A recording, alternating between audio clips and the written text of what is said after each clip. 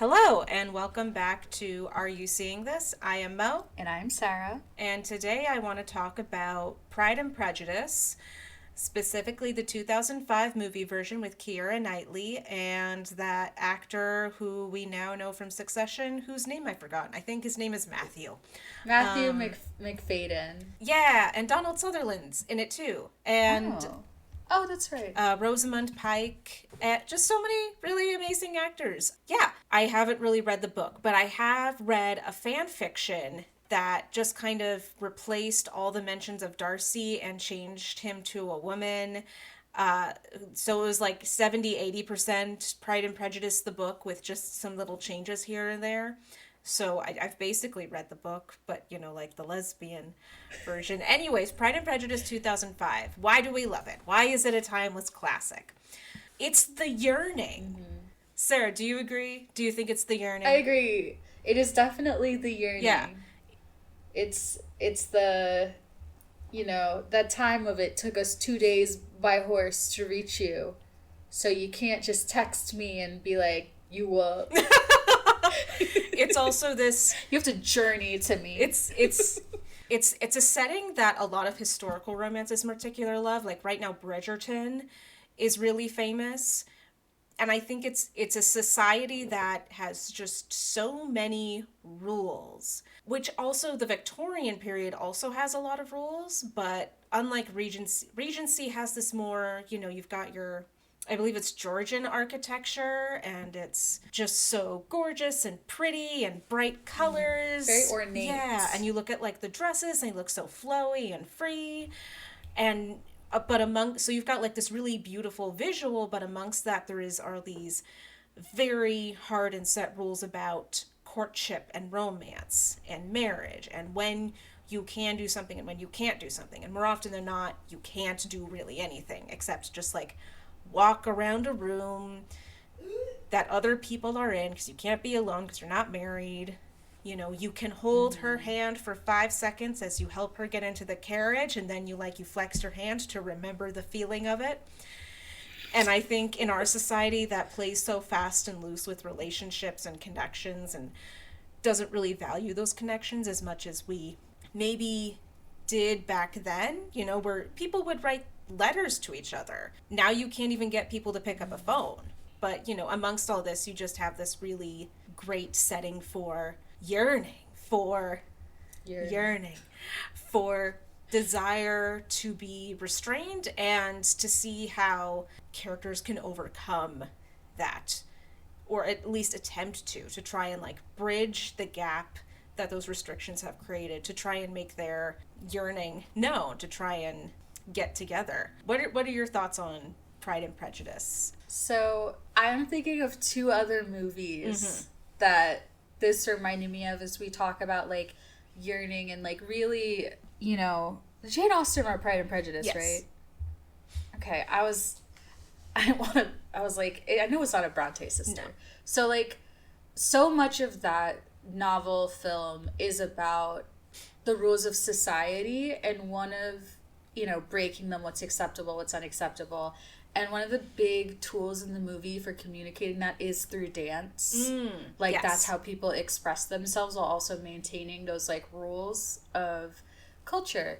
And so instantly I thought of two other films, one being Little Women, and the way that Jo and Laurie were very much...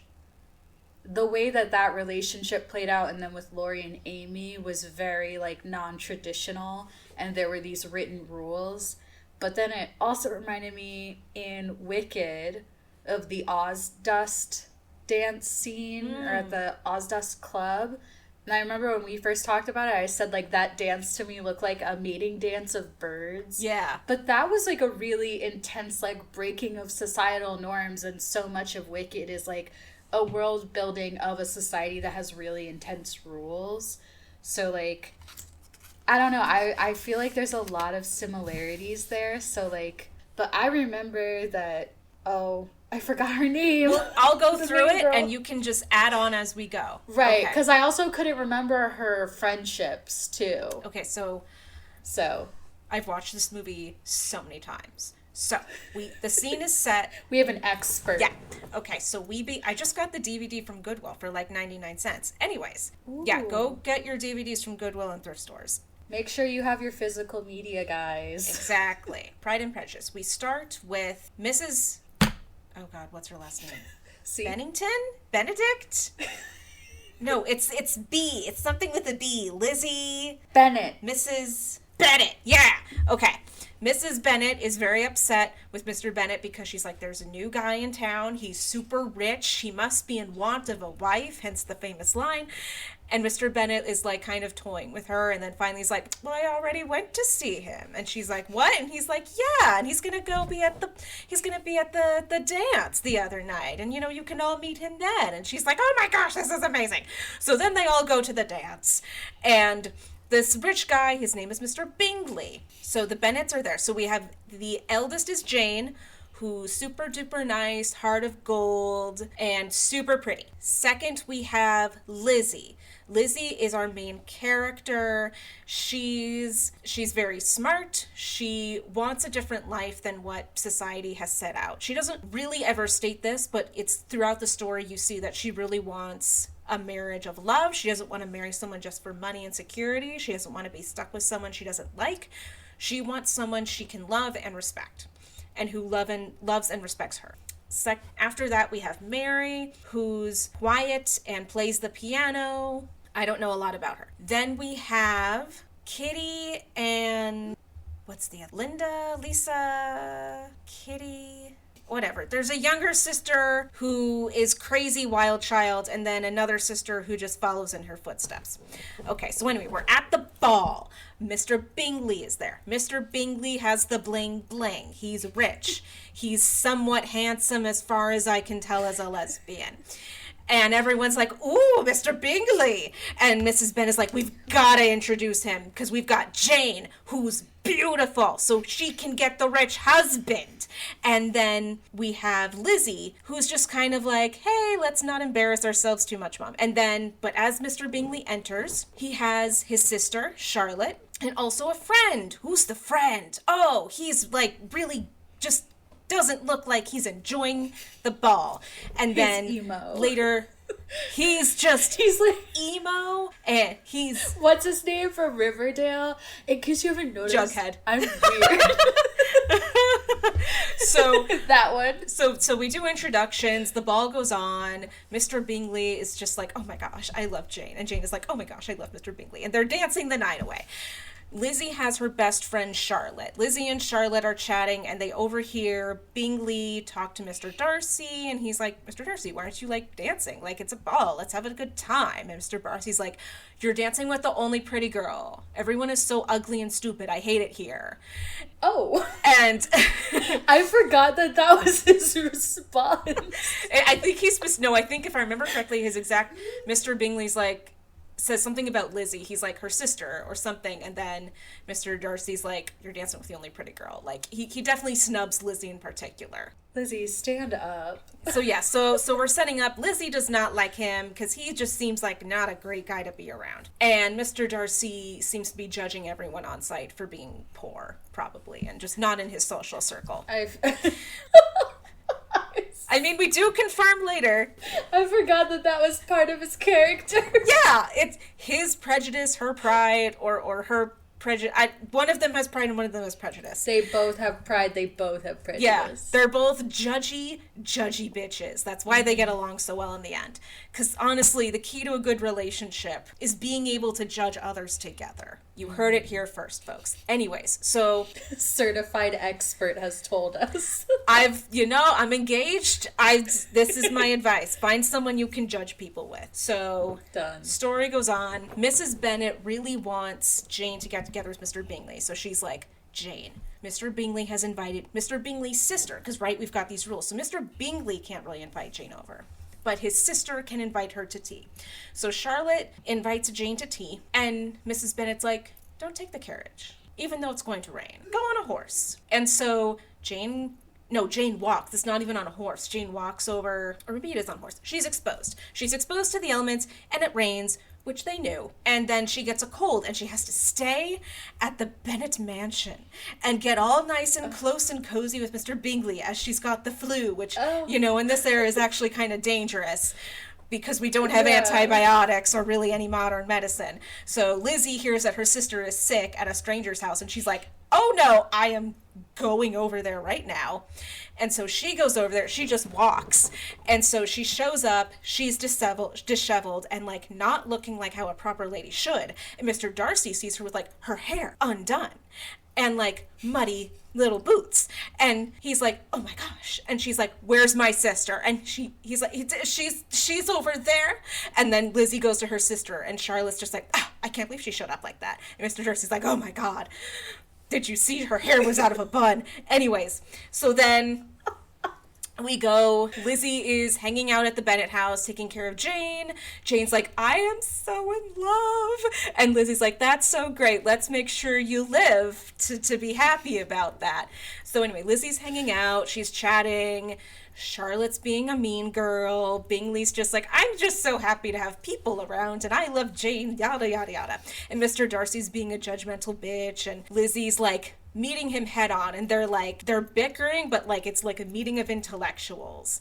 They're on each other's level and they're going at it and it's fun to watch. They match each other's freaks. Yeah, exactly. And so like Mr. Darcy's getting to know her more and he's like, oh my God, not only does she look so pretty with her hair down, but like she's super smart. And so, but then of course Jane has to go back home because she gets better and then her mom shows up and her sisters and Mrs. Bennet makes a fool out of herself and it doesn't look good. But anyways, then Mr. Wickham shows up in town because there's some war going on. And so the redcoats are in, as we call them here in America. Oh. They've got their red coats. The redcoats are so in this season.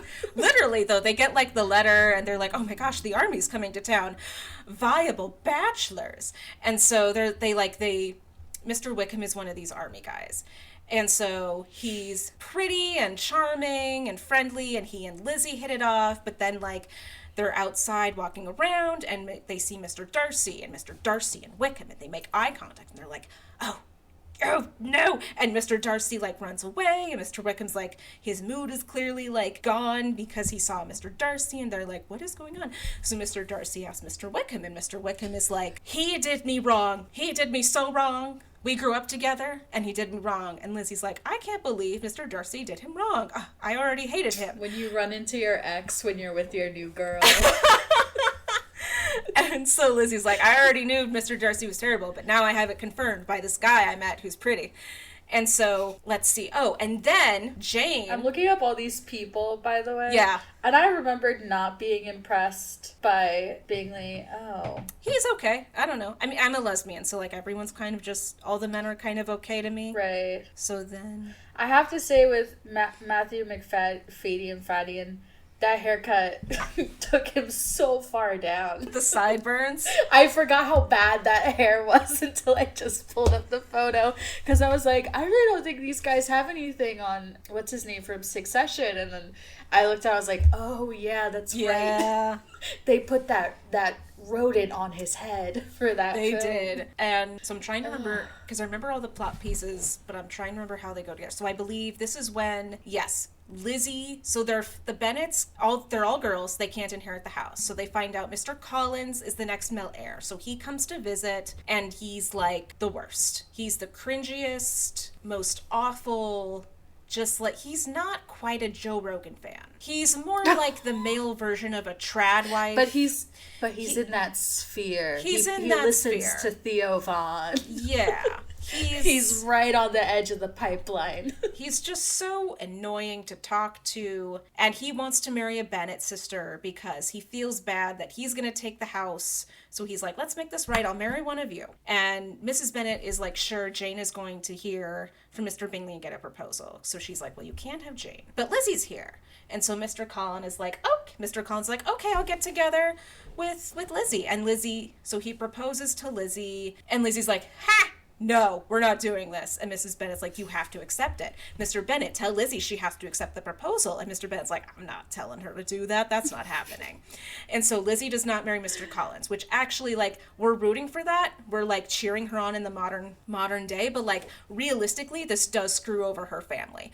Because once Mr. Bennet dies, the sisters are out. They're gone. They do not have that house. Mr. Bennet, Mr. Collins could very well kick them out and they would be destitute. They would have no money, nothing. Their only hope is that, like, one of the girls marries someone very rich and, like, can take care of the rest of them. So that's kind of these are the stakes. This is why it's so important Jane marries Mr. Bingley. But problem, Charlotte, again, Mr. Bingley is not going to write to Jane because rules. Charlotte writes to her and says, we're leaving, we're going back to London, we're never coming back, we hate you. Not like that, but you know. That's the gist. Read between the lines. That's the gist. We're leaving. And so, of course, why would he leave if he was going to propose? That means he's not going to propose. Jane is heartbroken. Mm-hmm. So the Bennets' aunt and uncle, they come, they're like, let's take Jane to London. She'll have a fun time. We'll be in different social circles. You know, this will get her out of feeling sad. And then Lizzie's without her sister, her best friend, and then Charlotte comes to visit, and she's like, Charlotte, hey, how's it going? And Charlotte's like, hey, you know your cousin who you hate? That little twerp? I'm gonna marry him. And Lizzie's like, but he's terrible. And she's like, well, I'm 26, so I'm basically a spinster. She's geriatric. I gotta marry someone right now. Yeah. Damn, I'm 26. You gotta find a Mr. Collins. I gotta go find a twerp. Yeah. And so Lizzie's all alone. And she's just kind of chilling at home. She's sad. She's not really alone. Like, I'm just realizing this would be like, I'm sorry, I just realized this is like the modern day equivalent would be like, fuck, well, I gotta marry my landlord. But yeah, awful times. In the movie, like, we just see this montage of her, like, spinning around on her swing as, like, time goes by. And eventually she gets a letter from Charlotte. And she's like, why don't you come visit me? Lizzie reaches out to her, and Charlotte's like, I'm so glad to hear from you. Yes, I would love for you to come visit. Let's get the gang back together. You know, let's get the besties duo back together. So Lizzie goes and visits Charlotte, and, like, Charlotte seems to be doing really well. She has, like, the house with Mr. Collins. She has her own room there that Mr. Collins does not, like, he's not allowed to go into that. That's, like, her own little girl cave. And also Mr. Collins is, like, I forget what the official term is. He's, like, a patron, or no, the Duchess is a patron of him, because he's, like, a priest or something. He does sermons. I don't know the terminology. Anyways, so what is her name? Duchess? Catherine? Whatever. Yeah, we'll just call her the Duchess. The Duchess. So she, nasty, awful, mean girl of mean girls. But guess who's her nephew? Nasty woman. Guess who's her nephew who's visiting while Lizzie, Charlotte, and Mr. Collins are up there? That one dorky dude, Mr. Darcy. It's Mr. Darcy! And he's there with his other cousin, Fitzwilliam. It's a little complicated. So, like, Fitzwilliam. I have to say, the one thing about that movie that really surprised me is how close everybody was to their cousins. I feel like this is like here's the thing, because I hear, like, in other cultures people are close to their cousins, and then here in America, especially for white Americans, we're so, like, I don't talk to my cousins. Yeah. I don't know. I haven't heard from them. Yeah. Well, I did actually hear from a couple of them. That's because I was, like, trying to reach out and, like, make those bonds. But yeah, and, like, I feel like historically people were much closer to, like, their extended family than we are now. Yeah. I think it's also, like, geographically you tended to be a lot closer to your cousins. Like, growing up, when I lived near my cousins, we did hang out a lot. But, like, you know, some people moved to California, there's some in Boston. Like, they kind of moved all over. And, like I have extended family, but, I'm not always writing to them and, like, be like, bro, you gotta marry my landlord, you know? Safety. Yeah. So they're at the Duchess's house. Mr. Darcy shows up. Lizzie's like, oh my god, this guy. And this guy, Mr. Darcy, he's also got his cousin Fitzwilliam. So Fitzwilliam is actually very nice and charming. And in my opinion, what I think happened is that Mr. Darcy told his friend slash his best friend, says, like, his cousin Fitzwilliam. He's like, Fitzwilliam, I really like this girl, but she doesn't seem to notice me. And Fitzwilliam was like, I got you, bro. Let me wingman. I'll talk you up. So during Mr. Collins' sermon, Fitzwilliam and Lizzie are sitting next to each other, and Fitzwilliam's like, actually, Darcy's a really nice guy. And Lizzie's like, I doubt it. And he's like, no, listen. He helped a friend who was going to propose to this awful poor girl from an awful family, and he made sure he left her and didn't like send her any sort of note or anything. And Lizzie's like, I'm sorry, what now? And he's like, yeah, someone named like Jade, I don't know. Oh no, he says someone named, his friend Bingley. He helped out Bingley. Bingley was gonna propose to this country bumpkin. Can you believe it? He's such a great guy. He helped him not marry your loser poor fucking sister. With your gross family, with your landlord cousin. Disgusting. Mm-hmm. And so Lizzie runs dramatically out into the rain. She's at this like cool little, as she should. I don't know what this place is called. It's probably known, but it's like this little, like, it's not a gazebo, but anyway, we're gonna call it a gazebo because I don't know what it's called. She's in the rain. She's like upset. She's like, oh my god, Mr. Darcy broke up Bingley and Jane. Oh my god, she was going to get married. The family was going to be safe. She was going to be happy. This is terrible. And then Mr. Darcy shows up and he's like, hey, I'm in love with you.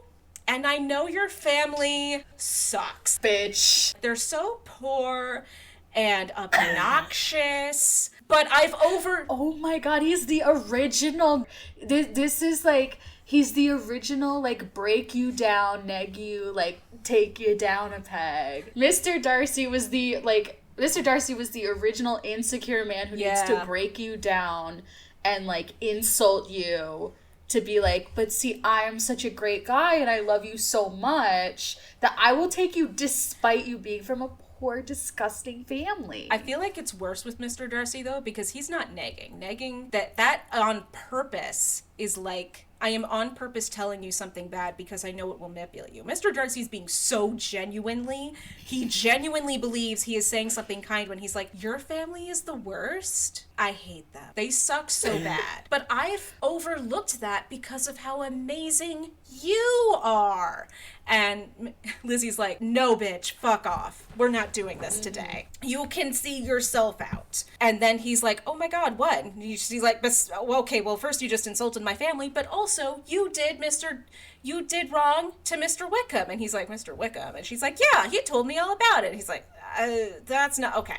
So they return to their respective houses, and then later on, Lizzie's chilling at the Collins house. Mr. Darcy shows up, and he gives her a letter. He leaves, and then she reads the letter, and he reveals that actually, Mr. Darcy has a younger sister. Mr. Darcy's father saw Mr. Wickham as like another son. So when he died, he left a good portion of money to Mr. Wickham. Mr. Wickham wasted it on gambling or whatever. And then he came back to Mr. Darcy, and Darcy was like, no, you're not getting more money, you wasted all of it. And so Mr. Wickham was like, okay, and then he started courting Georgina, Mr. Darcy's younger sister, and he was trying to basically get her fortune, because she, in modern day, I did the math once, Georgina's basically going to be a billionaire with her inheritance. And Mr. Darcy's like, hey, you can marry her, but you're not going to get any of her money. So then Mr. Wickham left her, broke her heart. And she's like 15. Oh, disgusting. Terrible, terrible human. So Lizzie reads this and she's like... disgusting. Yeah. So Lizzie reads this and is like, oh my god, I was wrong. He actually did it. Okay. Because also I feel like she's also connecting that Lizzie is an older sister to 3 younger sisters. And I feel like when she reads that, she's like, if someone did that to my sister, I'd kill him. Like, wow. So I think she does, this is the beginning of we're changing the Pride and Prejudice because they understand each other as older siblings. And then that's also like his original, I guess, projection onto her sister is the way that guy came at his sister. Yeah. He's like, well, she's doing the same thing to Mr. Bingley, because it wasn't until he decided that he was going to overlook Jane's disgusting, impoverished family that he, like, believed in love. Exactly. Yes. I never realized that, but that's a really good point. Because that's also, like, in Little Women... Did you see Little Women? I did. I loved it. That whole part when after Amy has rejected Laurie in Paris, and he comes to her in the art studio and is like,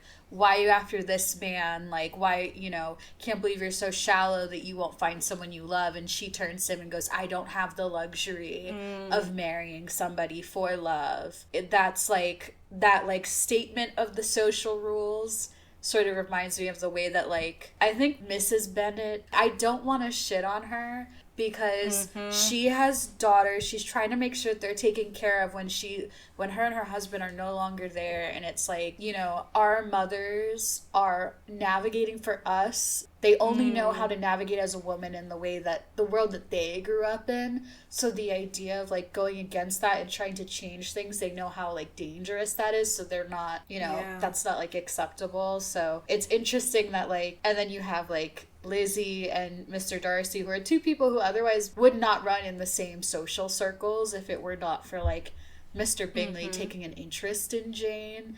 Because of that connection and those like chain of events, now they're talking. And that was like with Little Women, Laurie and Amy wouldn't have run in the same circles either, but it was they were neighbors because they were neighbors. And his family was very sweet, and they let the little one play the piano. I forget the name of the youngest one who played the piano. Yeah, just a side thought about how he's projecting his issues onto another woman, as most men do.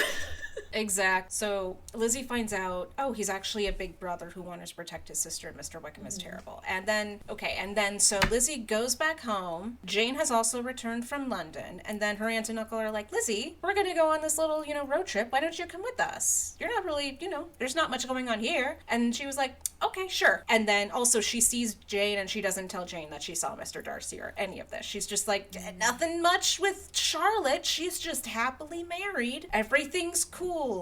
Because what else would you say? Right? Oh, yeah, Mr. Darcy broke. I saw your ex, and turns out he left because his friend said that, like, our family's disgusting.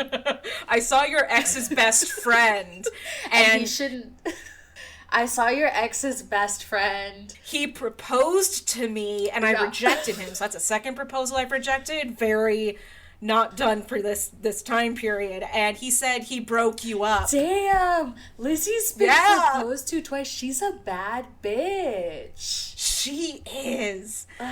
So anyway, Lizzie goes on the road trip with her aunt and uncle, and wouldn't you know it, they stop at the house that Mr. Darcy lives in. And because it's a giant, gorgeous house. And this is a thing people would do, is you would just go on a house tour of someone's house, I guess, because it's just so big. That's crazy. And it literally looks like... If I had a house like that, no one's coming in. If I don't know you. If you know, you come in. But if I don't... If you're not my neighbor, don't come in my house. Who are you? You traveled here to look in my house, you pervert. So this isn't like... I saw someone explain this once, so I haven't read the book, but this is something that's in the book. The servant who's like taking them on a tour also like tells them, oh yeah, no, Mr. Darcy's actually like a really great boss, he's honestly really a great guy. And Lizzie's like, oh wow, that's saying something if like one of the servants is like... Certified review from a servant. And also, apparently his profession means something for the cultural time period, but anyways... So she goes on this tour, and then she hears piano music. She's like, what's that? And she goes, and it's Georgina, and she's playing, and then Mr. Darcy is there. What? And he picks her up and swings her around, and it's all very, cute family moment. But then, of course, Mr. Darcy sees her, and she sees him, sees her, and she runs. But then he runs after her. And then he's like... Lizzie is so good at running away. I love that for her. Yeah. If you have a ring, if you like this woman, she's gone. Because she also ran from Mr. Collins when he proposed.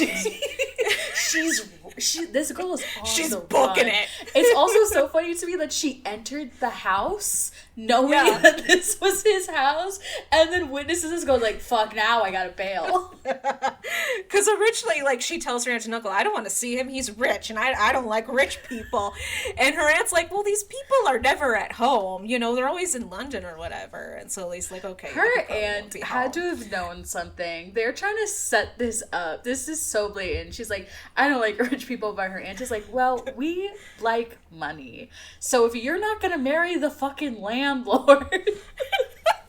we're gonna need you to marry someone with a big ass house. He's got a piano, Lizzie. He's got a whole collection of statues and art. So anyway, Mr. Darcy catches up to Lizzie and is like, so hey. And she's like, so hey. It's just this awkward little moment. I'm crying that she ran away and had to stop and be like, oh, hi, how's it going? Yeah, no, I was just on a tour of your house. Crazy. Loved all the statues. Just great Beautiful. stuff. Damn. So anyway, then Mr. Darcy stops by the inn they're staying at, and he's talking to her aunt and uncle, and they're like, that is such a nice guy. He invited us to the house to go fishing and everything.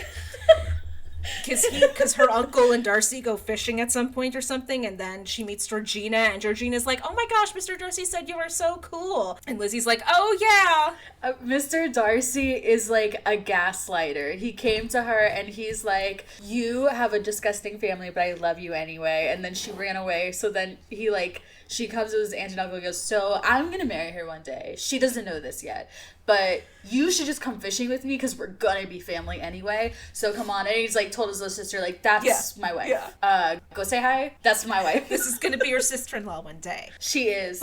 She is. But then before we can continue, Lizzie gets a letter from home. Oh. It's not Kitty. Hold on. I gotta Google this real quick. Bennett sisters. Oh, that's right. I forgot about this part. Kitty's Lydia.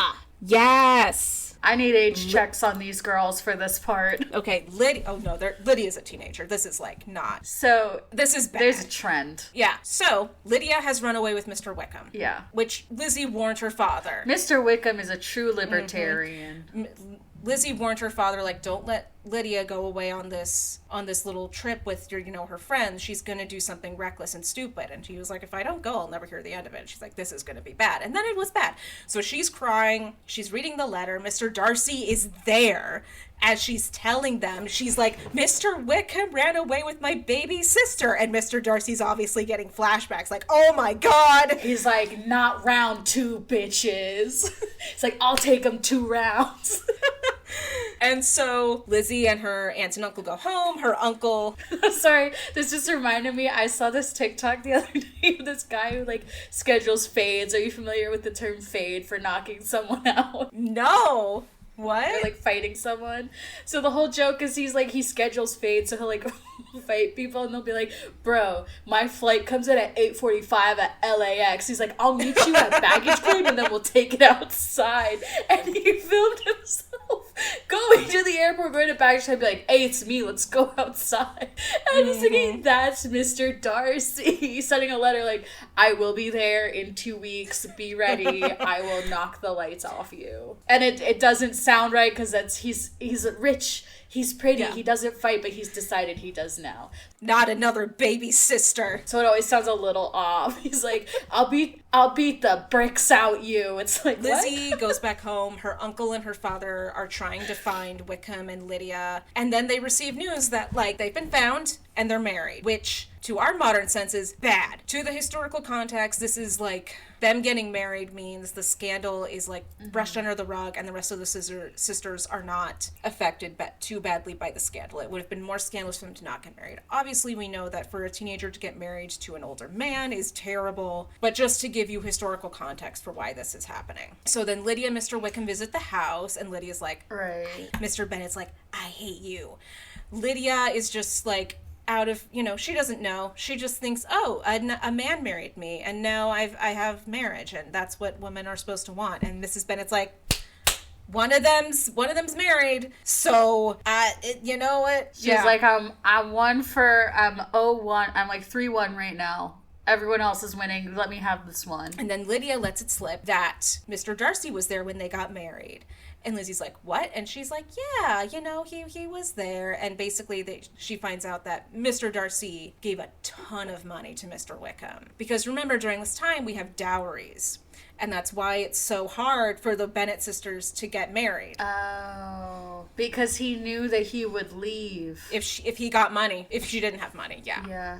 But if he gave him money... So he gave her money so that he would marry her so there was no scandal. Yeah. Because he's like, that's my sister-in-law. I can't have this attached to my name.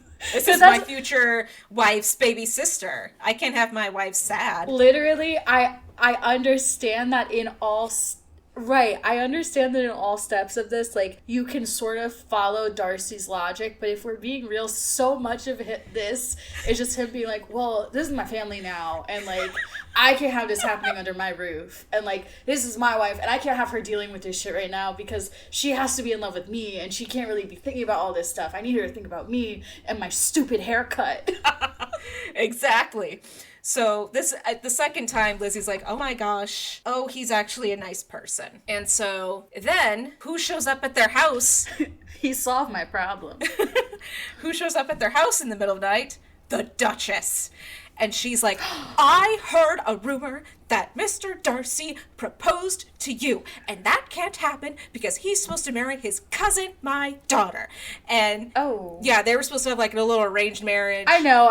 Every time, it's still gross. Yeah. And Lizzie's like, well, we're not engaged currently. And the Duchess like, can you promise me? Darcy's sitting at the table like, shh, they don't know that. Don't embarrass me like this, girl. Why you say we're not together? We are.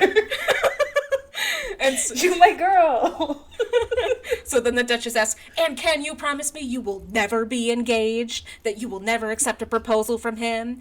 And Lizzie's like, no, I cannot. And now that you've... I love that so much. It's because it's like, are you engaged? I don't know. I won't tell. I don't know, maybe. Ask again nicer. And so then Lizzie's like, now that you've insulted my family, you've interrupted our sleep, and you've been just a terrible person, you can leave. Which is amazing, because she is country, middle-class family. This is a duchess that she just told to get out.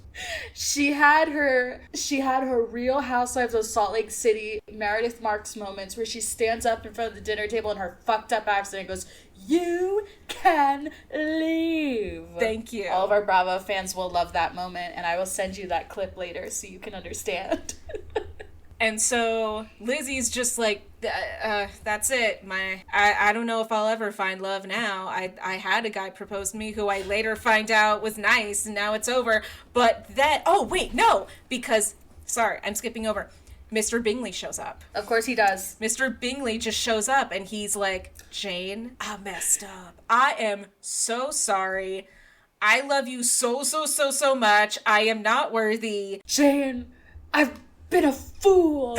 I put bros before hoes, and I shouldn't have. And so he proposes, Jane accepts, they're very happy, everyone's happy. Everybody wants in on this so-called ugly, poor, impoverished family. Everyone's like, you're gross, you're disgusting, but you all want a piece of them. Everyone wants a little bit of Bennett pussy.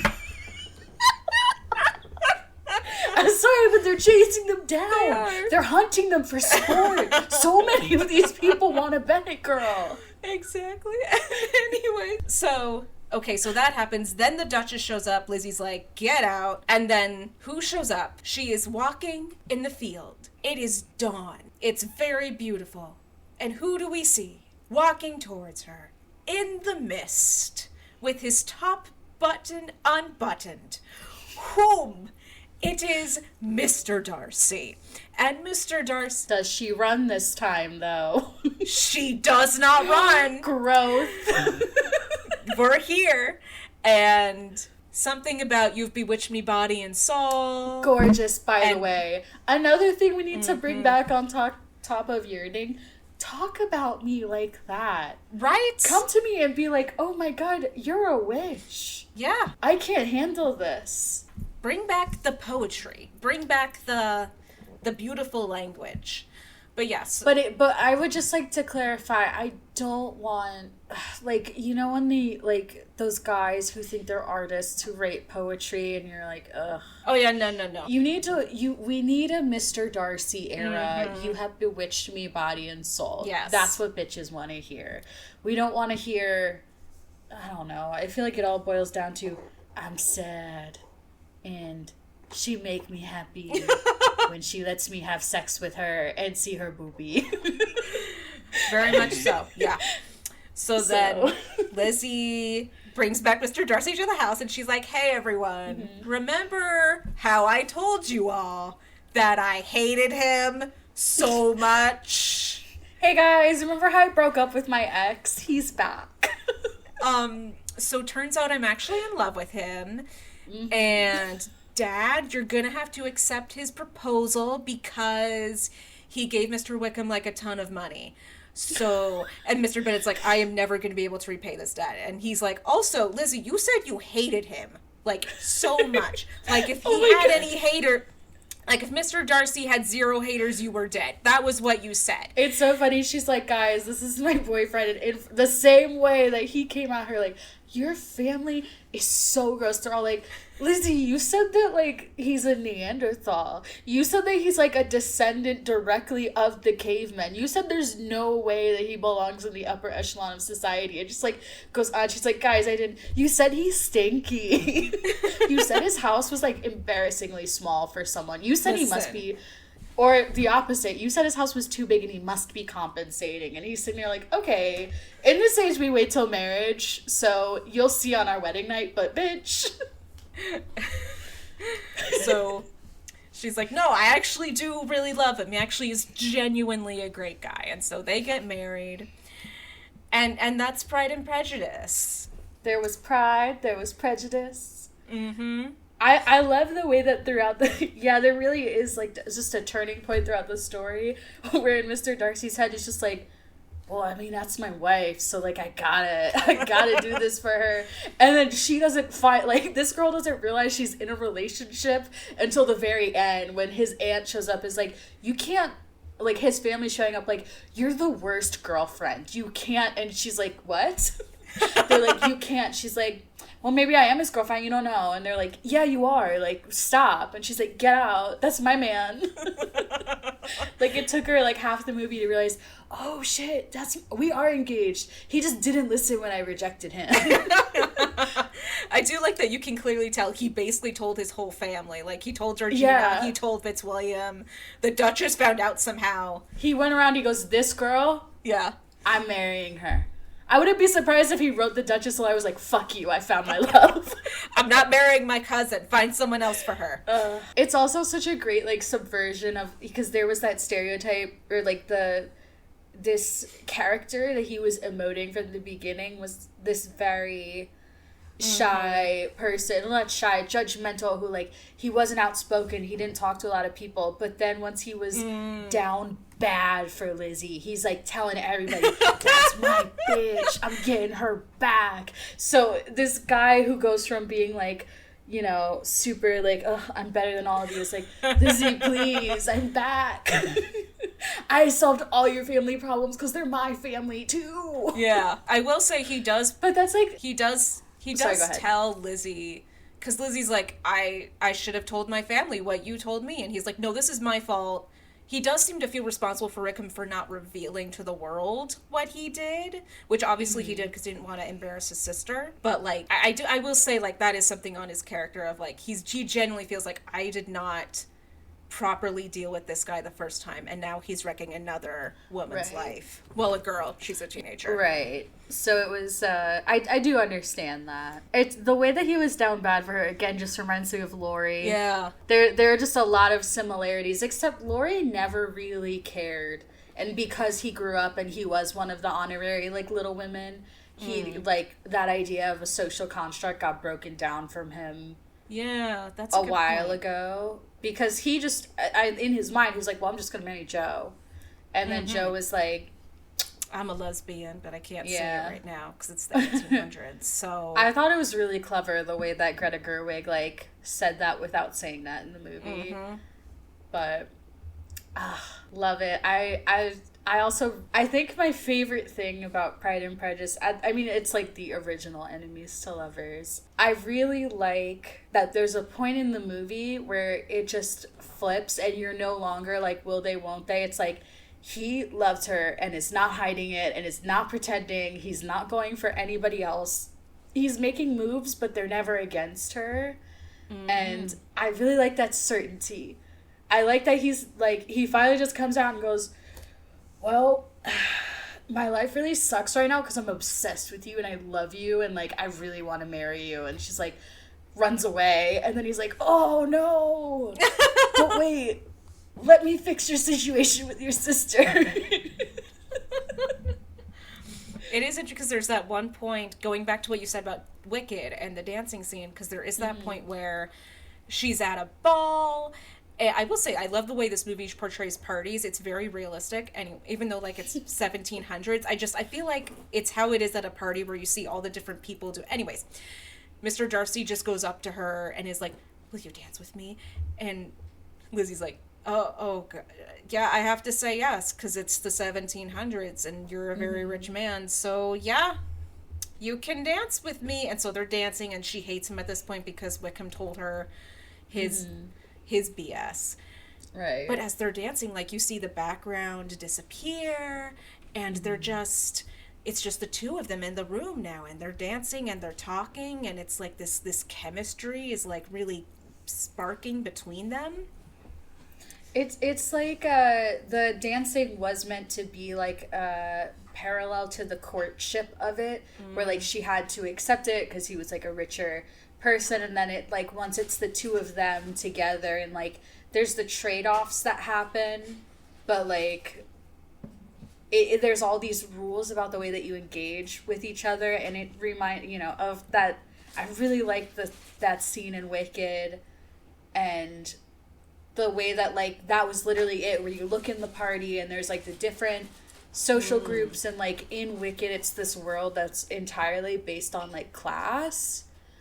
And you see even like I was watching it with my friend, and she pointed out to me like the expression on Glinda's face when they point to the hat to make fun of it. She wasn't originally going to make fun of it until she saw her friends were like, "Ugh, what an ugly hat."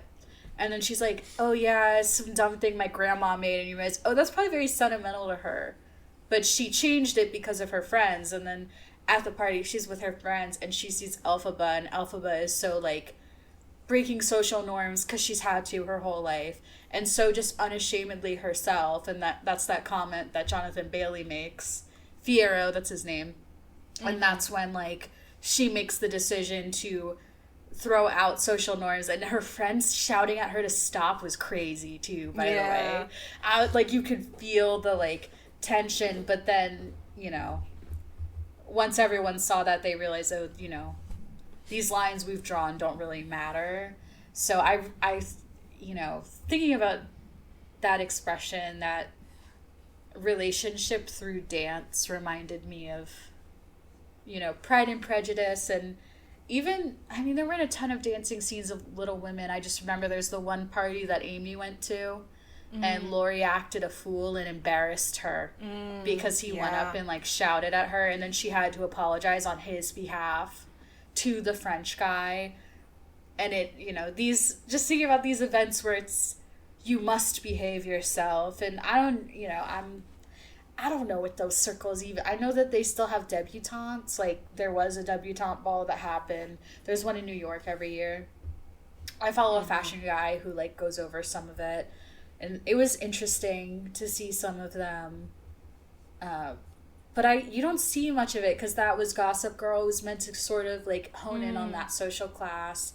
I know it exists. We don't see it as much because did you see that photo of the like MAGA teens at that party? No. Okay, I'll send it to you later and we'll talk about it, because that was another one where all of those kids were from wealthy families.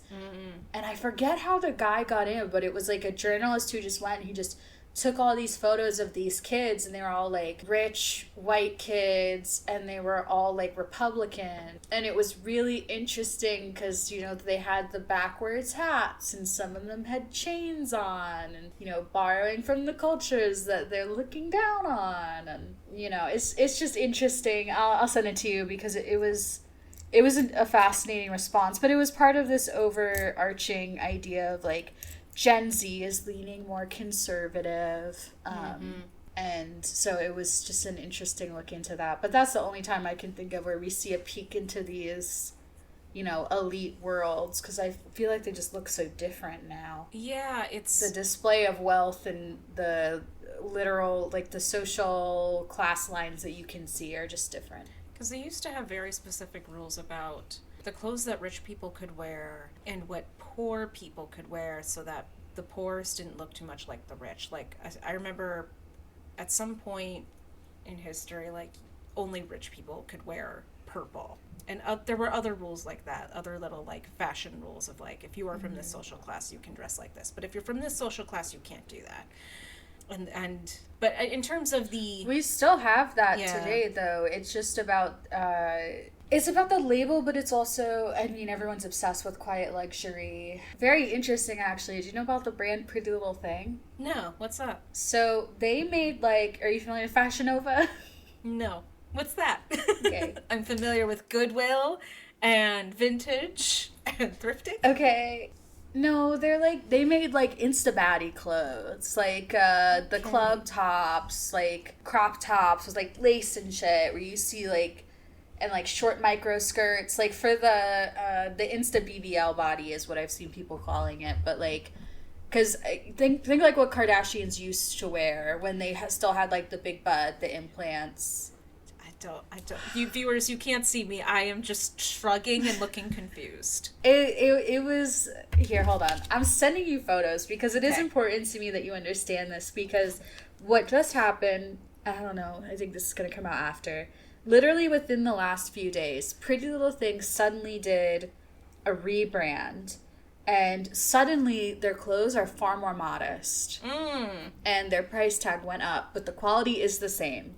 But this is a really interesting shift it's been happening. Like, we're going to see a conservative shift, more modesty in our fashion. But it was just such an intense shift that I was like, what's going on? But they were the, like, Insta baddie brand, where if you were going to wear something where, like, you want to show off your curves, you would buy something from, Pretty Little Thing. They were cheap. They were, like, not very high quality clothing. They were usually very form-fitting, Okay, here. Okay, I hate when they want my cookies. I hate that. I don't know if you can see. You see the... I can see it. Yeah. Yeah, the looks happening. And, like, they tend to be, like, a plunging neckline, like... The long one is like, it's very sheer. Guys, I'm very tech savvy. I'm holding my phone up to the webcam. But like, and then there's that cut out there. I need you to scoot it this way because my face Okay. is covering it. Yes, thank you.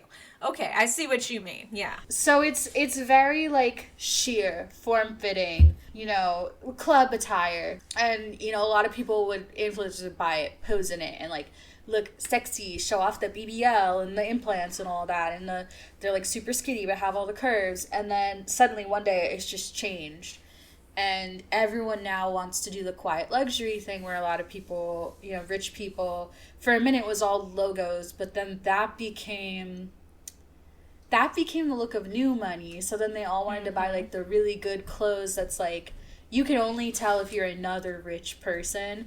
But the Walmart Birkin, I think, was such an example of that. Like, you can't wear purple, where like the Hermes Birkin bag is over $100,000 and you have to get on a wait list for it.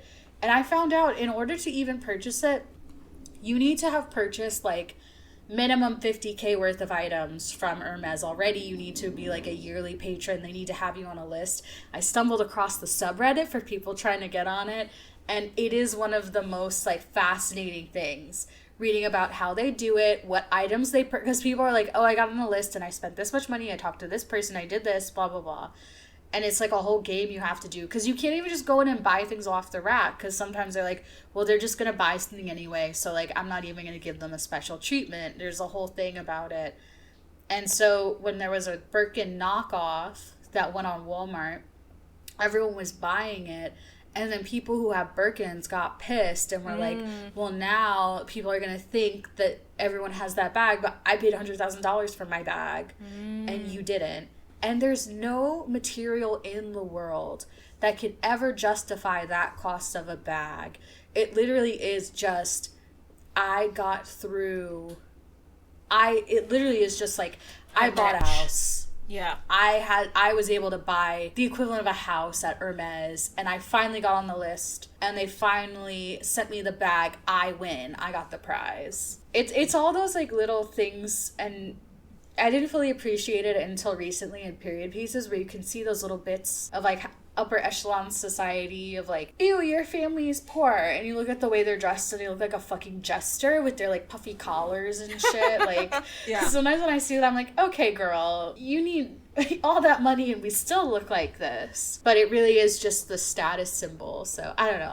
I just went off on my little fashion thing, but I just thought that was interesting that happened recently, and now suddenly everyone wants quiet luxury. So I'm interested to see what the new rich people trend is going to be. I mean, I think Pete Davidson started the first one where no more tattoos is going to be, we're going to see a lot less people getting tattoos because Gen Z got a ton of tattoos a few years ago. So I think if they have money, they're going to have them removed. Which is fascinating. Yeah. Yeah. And then, of course, it'll come back around and tattoos will be cool again. And it's one generation does what the last one didn't. Yeah. Tattoos have been growing in popularity, but they're one that I think will always kind of be a bit of a barrier to, just because they're expensive. But that's when I'm waiting for the bubble to pop on that, because they've just been getting more and more expensive year over year. I mean, everything's about to pop, but, you know, that one's been interesting to watch. Because the attitudes in tattooing have shifted significantly. But that's one where there's a barrier to it, not just because of money and time, and then also working with an artist. It is a form of like art collection, at least that's how I see it, and that's why I generally get tattooed. But it's also very painful and time consuming, and there's like upkeep to it. Sometimes you have to get them punched up every few years. Like, I've been looking into getting a hand tattoo recently because I'm pretty visibly tattooed at this point, and I just want a hand tattoo, and I've been thinking about how like I want to connect my tattoos, because I didn't start out being like, I want to get a full suit. That's a sign of someone with money and like time, where if they have a very cohesive thing that they've planned out, they've either saved for a long time, really thought about it, or they have a lot of money. But, you know, if I got a hand tattoo, I'd have to probably get it retouched in a few years. So it's like a maintenance thing too. Like cars, I guess. But yeah, my dog and I just made eye contact as he got up and spun around. It was very strange. I will say there's one episode where you hear him kind of huff in the background, and I couldn't really figure out how to isolate and silence that. So somewhere in episode 3, you can hear Utah huffing at Sarah. Yeah. He's so dramatic all the time. He is. And he does that during meetings sometimes too, where if he decides that like it's time, where he's like, I've been sitting here long enough, because I work from home, I'm too accessible to him. Because I'll be in a meeting and I'll be talking and I'm like, yeah, so like, I think this is a great idea. And he'll just go, oh, in the background, and everyone's like, what was that? I'm like, it's my dog, I'm sorry. But it's the best when I'm on meetings where someone's like, oh yeah, my dog's making noise too, sorry if you hear him in the background. I'm like, okay, we have a symphony of dogs right now. But yeah, those are my thoughts on society and those different markers of class. Yeah, I think Pride and Prejudice, I think one of the reasons it's so timeless, besides it just being such a compelling, entertaining story, is just how much it is still relevant today in terms of the differences between different class and how restrictions of society interweave with that, with one higher class having prejudice against a lower class, and how that influences and how men can take advantage of that, like Mr. Wickham.